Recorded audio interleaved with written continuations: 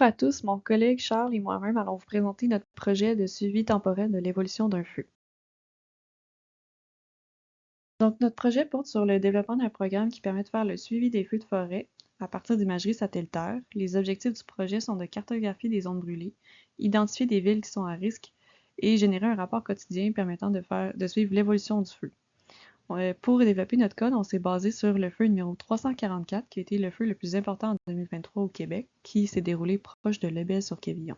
Pour effectuer les calculs et les analyses sur les propagations de feu, on va avoir besoin des trois ensembles de données suivants. Les rasters de réflectance qui possèdent les bandes rouges, proche infrarouge et infrarouge à ondes courtes, qui ici sont représentés à gauche par un composé coloré RGB. Des rasters séparément qui sont composés de pixels contenant la température de surface et une couche shapefile téléchargée sur le site de Données Québec, dont chacun des points et les géométries de points contiennent des informations sur le nom des villes et leur position géographique. Si on regarde le script du projet, les premières lignes sont réservées à des variables globales, qui sont ici toutes explicitées sur la gauche, et dont chacun, les 4 premières étant identifiées par des pictogrammes de dossiers. Ici, il faut identifier particulièrement sur son ordinateur les dossiers qui contiennent les images de réflectance de LST et aussi les dossiers qui contiennent la couche shapefile et un template Word qui sera rempli au cours du projet qu'on discutera plus tard.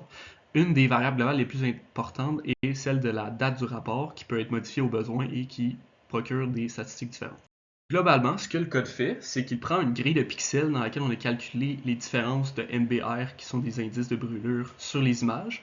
On utilise la fonction Find Windows Above Threshold pour faire une géométrie de points des zones brûlées.